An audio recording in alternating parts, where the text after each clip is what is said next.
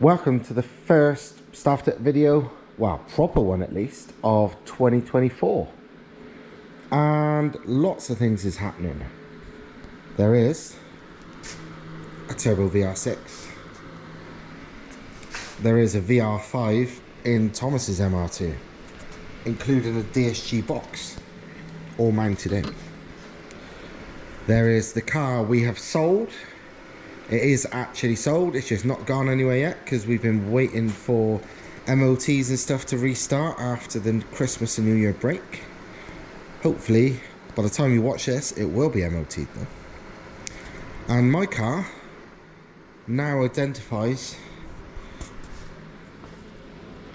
as a Lada. So yeah, where do I begin? So much going on. Let's talk about this. This is the new engine for the latest car we're building to sell. Obviously, we built this one and we could have sold it about 50 times over for, you know, this was the 180 swapped one. We didn't even get to advertise it and it had already sold. And yeah, we probably could have sold it 10 times over. So we thought, you know what, we should build another one, but even bigger spec and not as cheap.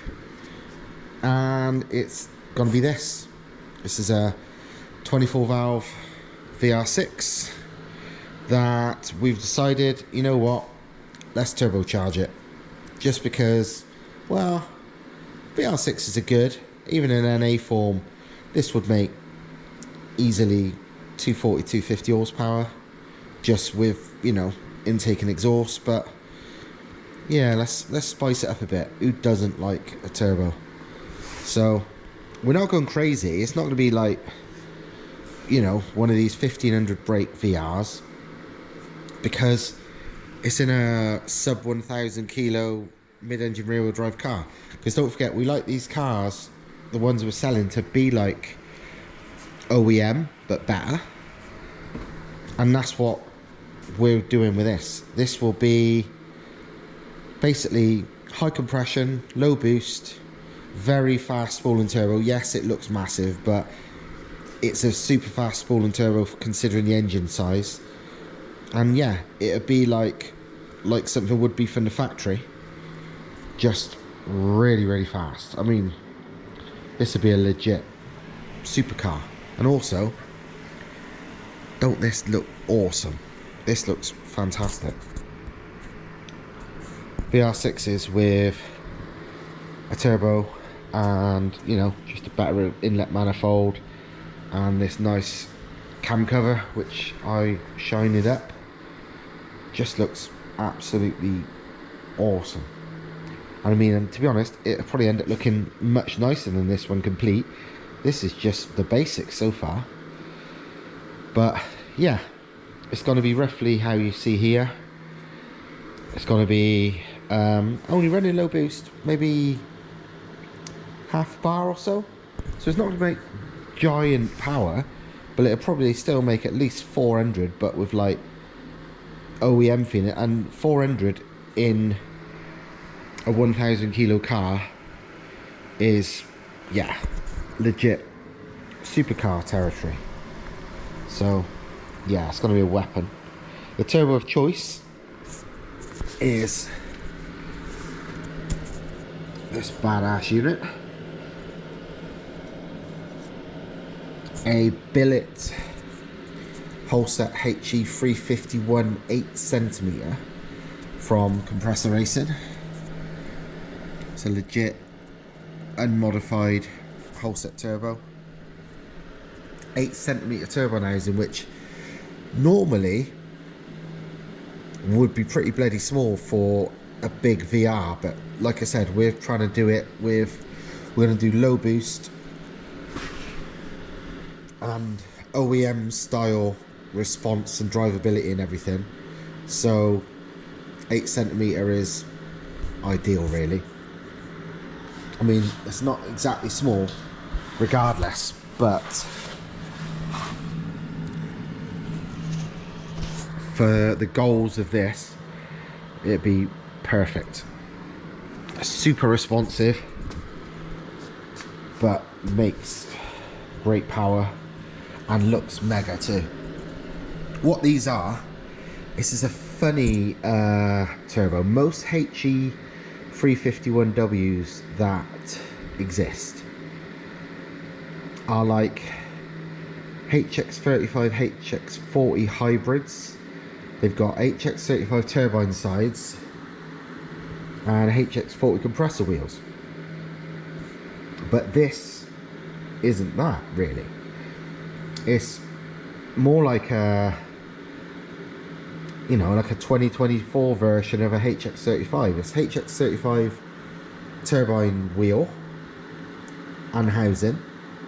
So you could swap any housing that fits HX35 would go on this. But it's an 11 blade turbine wheel instead of a 12, but standard size, so it flows a bit more. And the compressor wheel is different to any other I've ever seen. Most of the whole set billet wheels of the past have always been basically identical to the cast ones, just made of billet. Same weight, same wheel design, everything. This is different. This one has got thinner blades than usual, so it should be lighter and flow more than the usual ones, and the size is a bit different too. Usually they're like, HX35s are like 54 or 56 mil inducer. This is 55, which is weird. And also the X juicer on this is bigger again, and normally they are 76 or 82. This is 85. So yeah, it's different, but absolutely mega, as you can see, and should spool out of absolutely nothing on this. Mated to the good old 6-speed manual, so should be a hell of a car. Almost certainly going to put a diff in this as well. This one is going to be bigger spec than the last one. It'll be charge cooler again, 3-inch turbo back exhaust, you know, the usual stuff. But this should have a diff. We will highly likely put anti-roll bars on it, you know, better, bigger tyres, different wheels, you know, the usual. But as you can see, it looks incredible already, and it's gonna sound and look and go just as bad, you know, just as well, if not better than it even seems at the moment. It's gonna be a weapon. I can't wait to get this one finished, especially seeing as what it's going in is my old, the one I bought as a daily, the really nice 50-odd thousand mile car. So it's gonna be a super clean engine in a super clean car. So yeah, it's one of them. I bet it's gonna sell again before it's even actually properly advertised, same as that one was. But don't blame them, and if you want it, you can just, you know, put a deposit down or whatever and reserve it for your own. If somebody wanted it, we'd build it to whatever spec anyone wanted to if they was paying for it. I mean, Christ, if somebody wanted it but didn't want it turbo, we could put it on ITBs and big cams and make it an NA screamer. We could do anything anyone wanted, really. Turbocharging, it's the harder of the jobs. If someone wanted it simpler, then we could. But yeah, these are badass. Yeah, I was debating what housing to use, because they're 8cm normally, but Compressor Racing are 12cm housings, which is the more common, most popular housing. That would have been an option, and because it's quite a big engine, even a 16cm housing would be fine. And I had one of them lying about, because like I said, these housings is just a HX35 housing. Any housing that fit HX35 will fit these, so any of them would have done. But we're thinking to try and make it very OEM style, literally, you know, another example of what an MR2 should have been from the factory. We're going to go with a smaller housing for super duper response. So, but yeah, they got loads of these for sale, so if anyone else wanted them, then snap one up while you can. Just off Compressor Racing.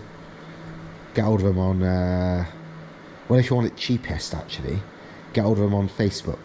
They're on eBay, but you know, they do it cheaper, like, because there's no eBay fees if you go directly to them on Facebook or whatever. So if you want them cheap, go there. I mean, they're cheap anyway. This was like £500, and you know, for a turbo of this spec and quality, £500 is a steal, to say the least. But yeah, I love how this looks. I really love it. The cam cover looking all shiny like that's probably my favourite bit. It's gonna look super cool when it's built. I really can't wait. Thomas's car now has a VR5 and a DSG. Reason being, because Thomas wants a VR5 Turbo DSG in his car, quite simply. This is just a stock VR5 at the moment, just as just to make it run and to mock everything up. The plan will be for this to make, well, a VR5 to be about 500 horsepower with a turbo when complete, including the DSG box. The only thing that's gonna stop this running literally now is the fact we're waiting for the starter motor to arrive for the gearbox. Once that's arrived, you'll have this fired up, which is nice. I mean, it's all on the mounts. It's literally ready to go.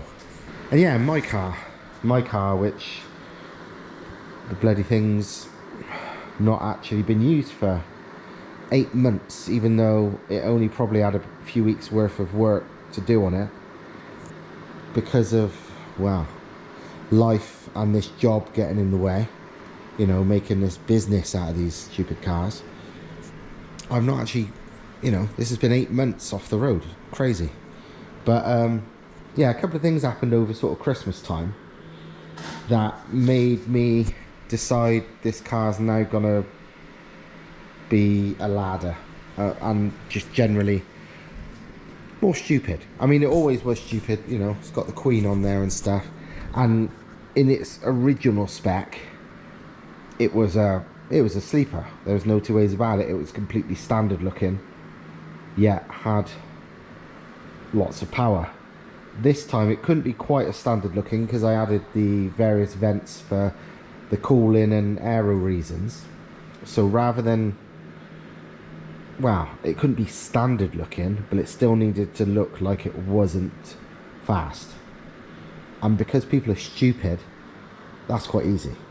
Obviously car people, like real car people, they can spot a thing from a mile away. But 99% of the world, even people who are into cars but like standard stuff, nah, they're very easy kidded. And yeah, that's where this comes in. Over Christmas time, I can't remember when, but at least 2 times, just randomly on social media, I think it might have both on Facebook, I can't remember, but either way, I had people, supposedly experts, tuners, whatever, American dickheads they were, both times I'm pretty sure, basically try and be like, take the piss, because it was a conversation, not an argument or anything, just a conversation about tuning and this, that, the other. And I'd replied, and these people were like, kind of like, what do you know? You just drive a shit fucking girls rubbish slow MR2. And it's like, because it was my it just happened to be my profile picture at the time, and it was like, what the fuck, you know, because, you know, I didn't even know who these clowns were, but basically to them, even though I was perfectly correct, to them it was like, oh, he drives some shit car, so he shouldn't be listened to. And I was thinking, my car's like 10 times faster than your fucking car, you bellends. But I love that. I was like, yes, I really like people thinking it's slow, because it upsets them more when they get destroyed by it. That's always part of the fun. I don't like cars that look fast. I like cars to be 10 times faster than they look. So even though no one ever thinks these are fast, with all the extra vents and stuff, it's like, you know what, let's make it extra shit looking, because it can't look standard, so let's just make it look rubbish so nobody would look at it and think that's a fast car. So yeah, it's not an MR2 anymore, it's a Lada 1300. Lada, the good old AA badge, which was on my sleeper Corolla. Jesus sticker.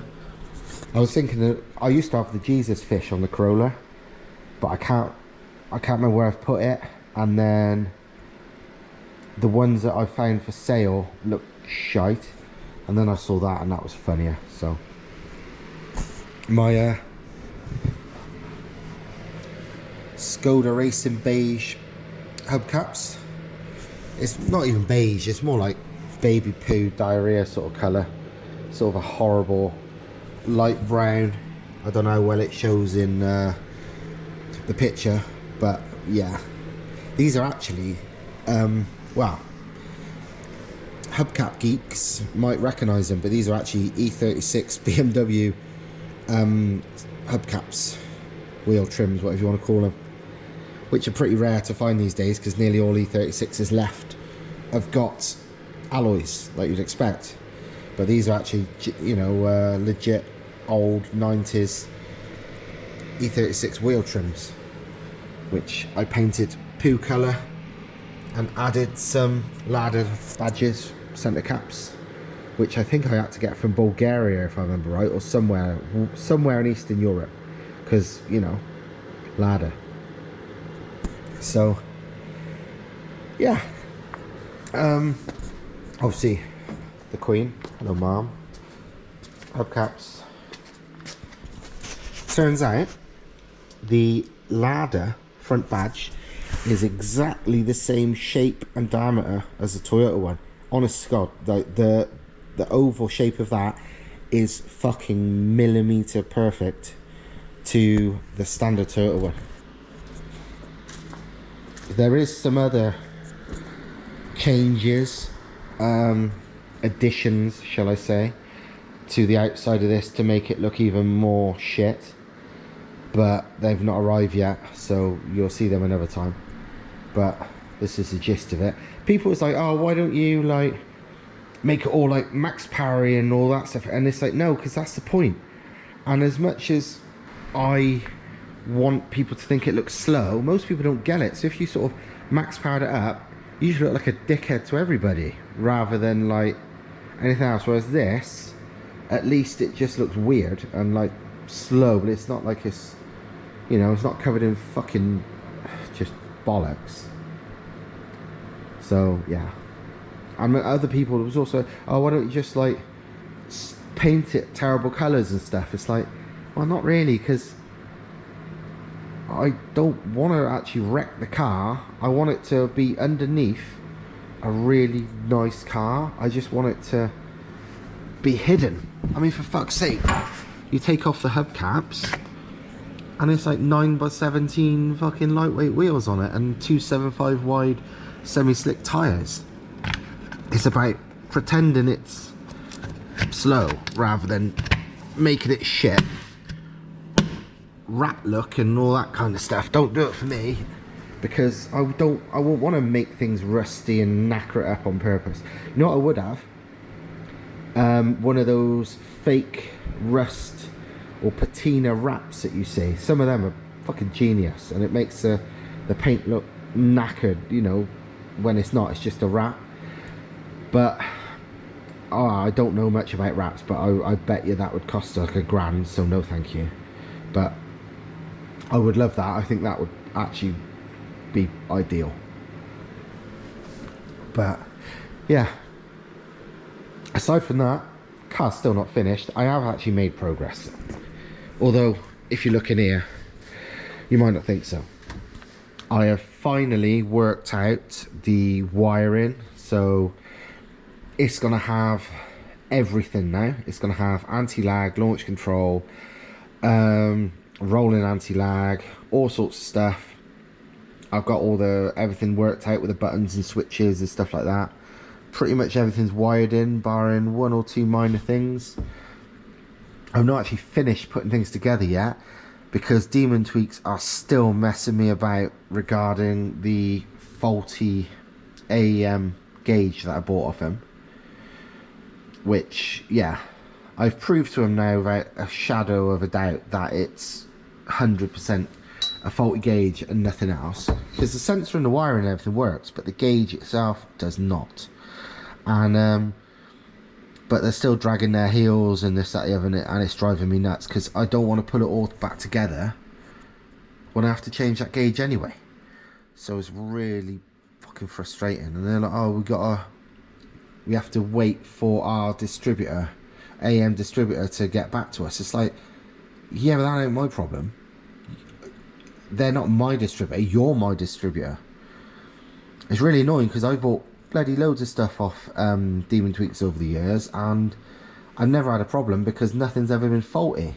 So I just buy it, they send it me, and they always send stuff fast. I get it, I use it, done. But this is the first time I've had an actual issue with a product, and it makes me not want to fucking buy anything off him ever again, because it's a bloody nightmare. You know, so just give me the money back, or replace it, or whatever. Do you know what I mean? But it's driving me nuts, because obviously that's delaying things. But yeah, I mean, we've got the clutch pedal and the brake pedal switches are in, so that's all sorted. I've got let me show you quickly.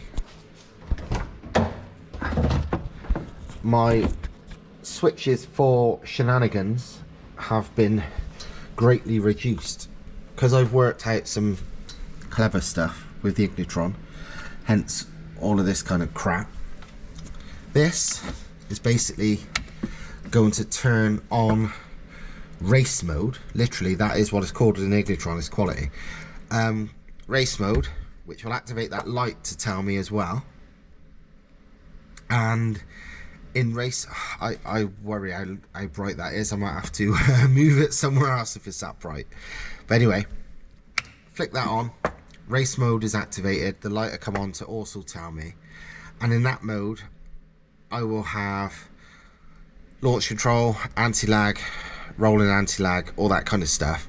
But it won't be like activated like instantly, it won't all just go crazy, but I don't have to press any other buttons, because like rolling anti-lag, I'm going to have it set so it's only active if I've got my foot on the brake pedal and my foot on the accelerator at the same time.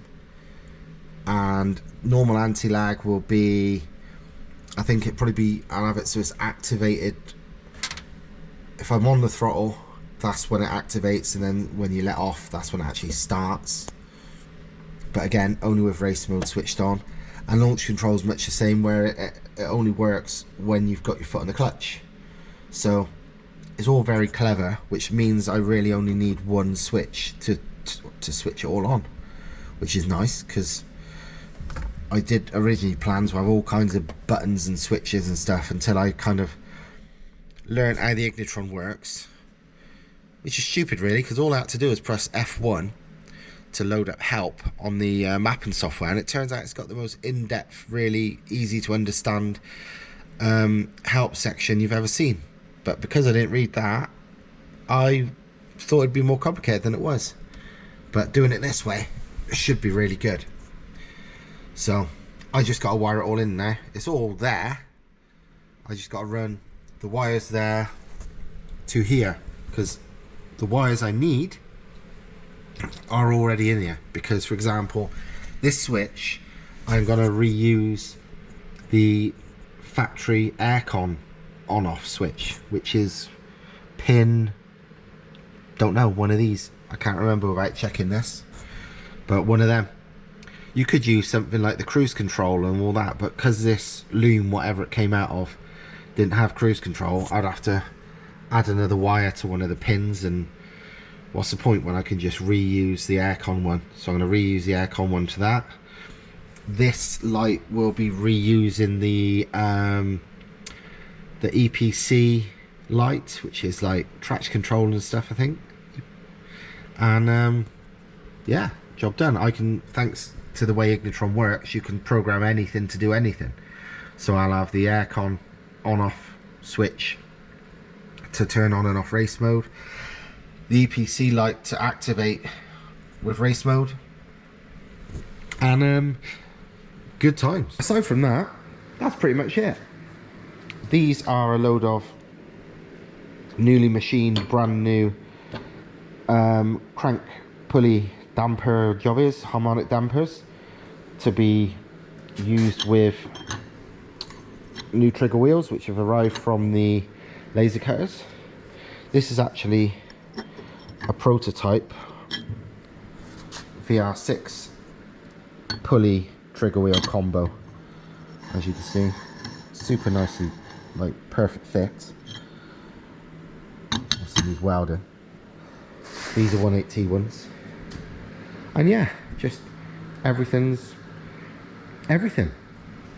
So yeah, I think that'll do for now. This is long enough for a video, and hopefully I will see you in maybe a few days, hopefully less than a week, with more progress. I mean, soon as this is gone, as soon as this car is out the door, which should be very soon, because the new owner is dying to pick it up, but we're waiting upon MOT. As soon as this is out, the car that this is going in is in. So yeah, there'll be plenty. And as soon as I actually give myself 10 minutes, I need to actually just finish this, because it's not even a day's work on it left, but it's just, I barely get to spend more than 20 minutes on it bloody every few days. So, you know. Anyway, hope you liked the video, and I will see you shortly. See you later.